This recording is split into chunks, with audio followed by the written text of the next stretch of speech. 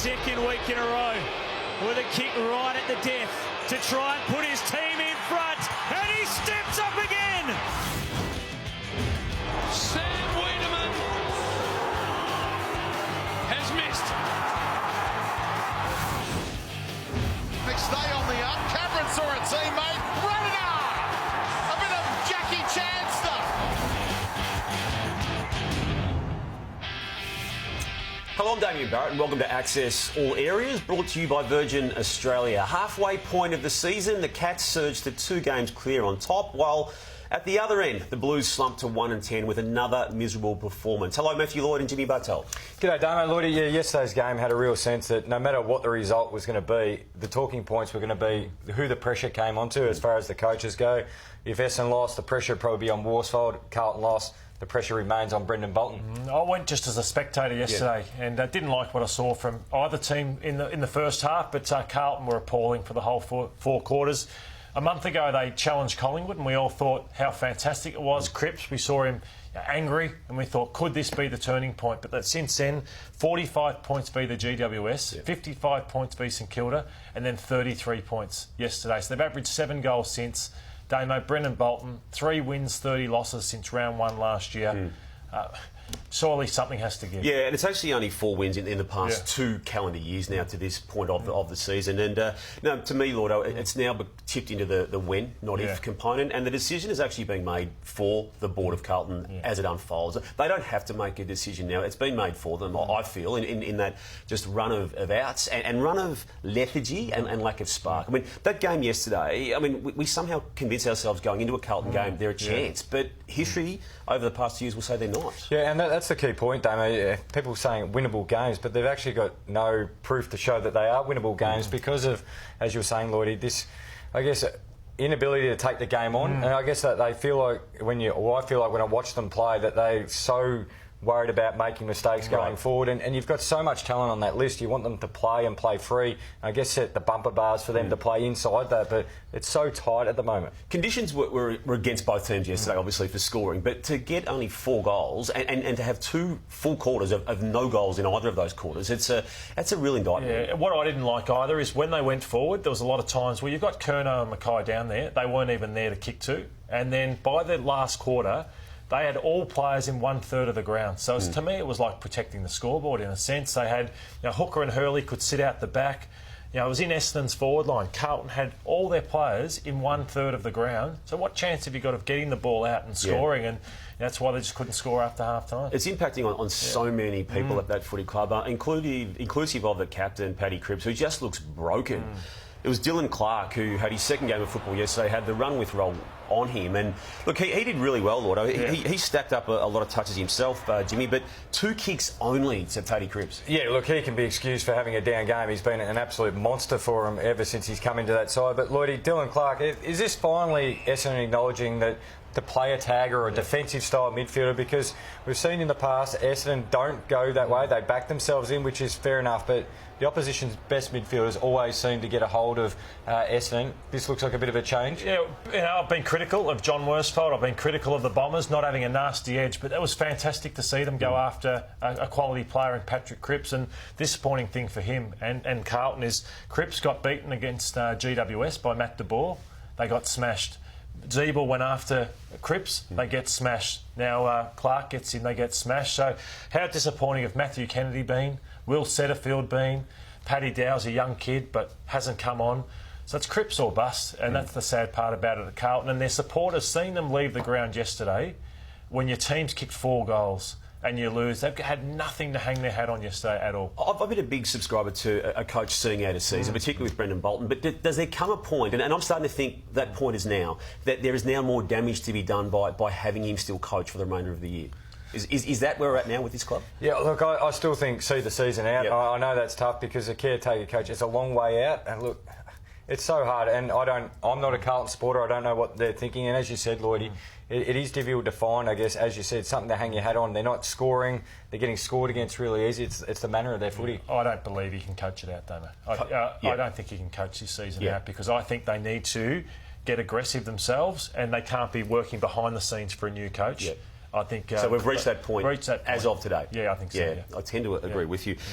Another team that's haven't got the problems of Carlton, the Eagles. 5 wins in a row. The Eagles machine, Jimmy, is cranking right up. Yeah, well put there, because the thing is, if they get a couple more wins, they get that home final, Lloydie, again, which we know how hard they are to beat over there. They can win a couple of finals and come to the MCG like they did last year. But Darling, Kennedy, that forward line, when they're all together, they're almost unstoppable. Yeah, they just monstered the Bulldogs yesterday. Yeah, 21 goals, 7. So in a dour year of scoring and lack of scoring, when they get going, they are just brutal. 6 goals to Darling, Kennedy kicks his 3, Ryan 3, a bonus 3 from Waterman, 60 disposals between Shuey and Gaff. When they get going over there, it's the worst place to play. Are they looming now as the main challenger for the Cats?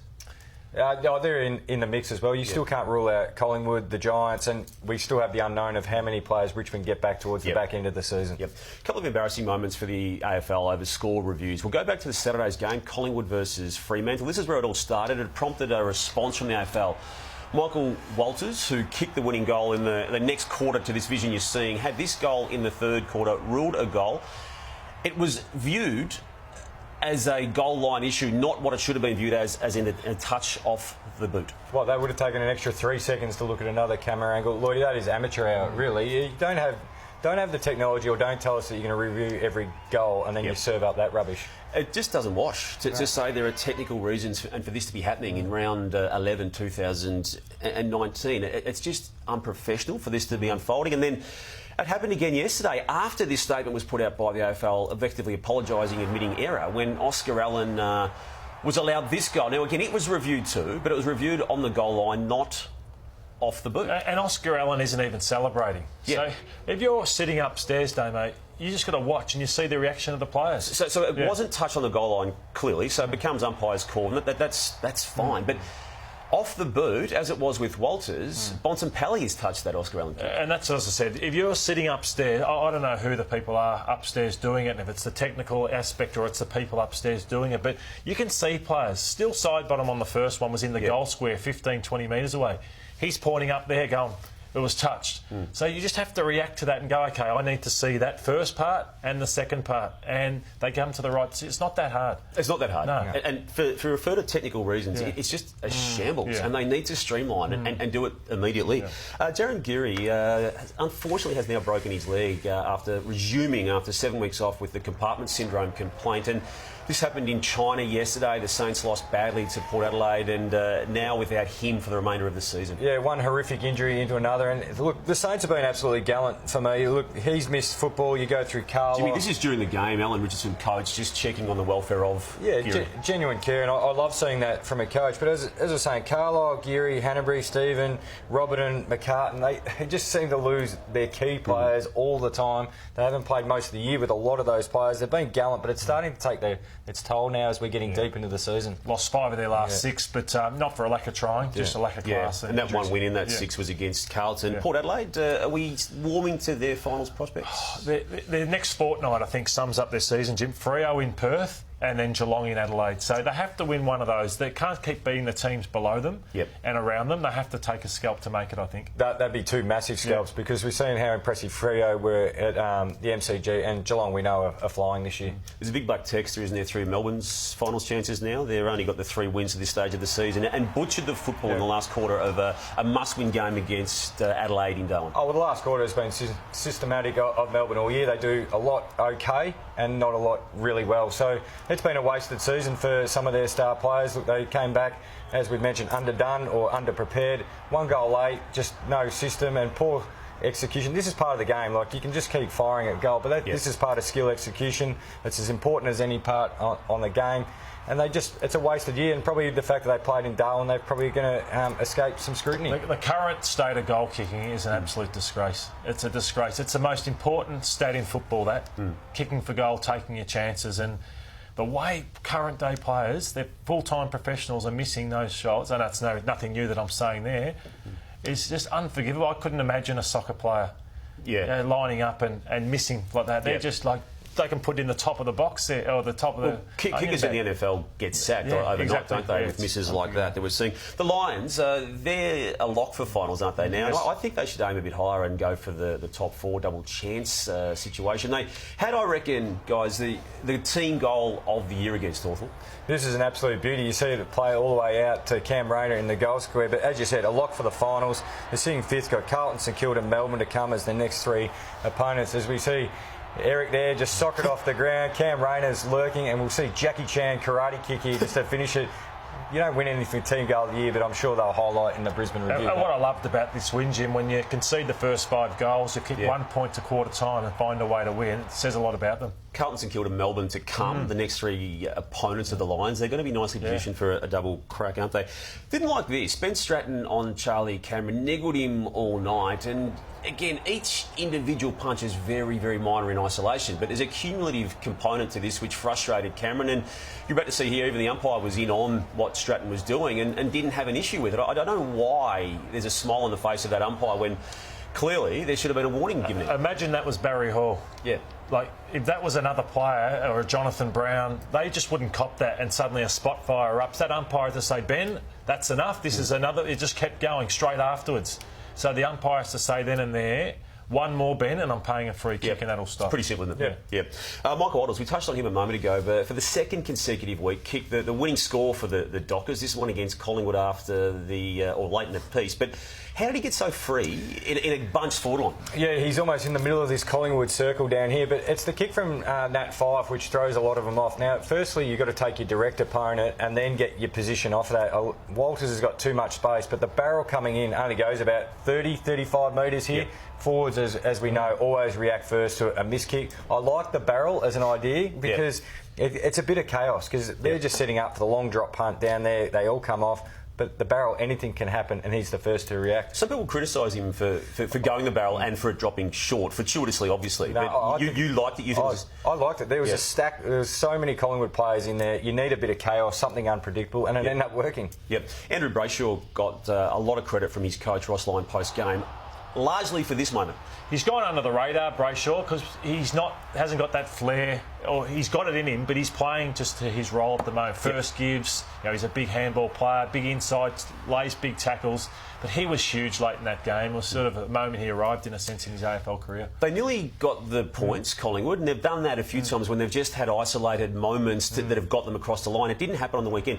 Are they actually not going as well as the ladder would otherwise suggest? And there were a lot of clangers in this game. Yeah, a lot of clangers. Look, it reminded me a little bit of the old Collingwood from about 18 months ago where it went backwards and sideways, and they tried to keep possession but took no ground. Look, Nathan Buckley probably referenced it in his post-match. They got smashed in ground balls, which to me is a reflection of they are a little bit flat at the moment. They've got so many midfield runners, but they're just not getting out after it. But you've got to give Freo its credit too. They played absolutely super footy in that second half. Sometimes you can get away with tight wins and you can think you're going okay. Yeah. Maybe this is the loss they needed to really sharpen their review, Nathan Buckley, and come down hard on where they're going, because they've just been getting the wins but playing in patchy football. But well done to the Freo. I've been hard on Fremantle. That was a ripper win on the road. Chris Scott is a man who is sitting atop the ladder, 2 games clear of every other team. He's a happy man, coach of the Cats. Not even some frustrations during the press conference can upset him. The umpire was right there. They have the capacity to pay match day reports. He clearly chose not to. Is that you, Lordy, trying to stop me? But again, I'll try to stick to the objective facts. But if you consult the chart, it should be really clear.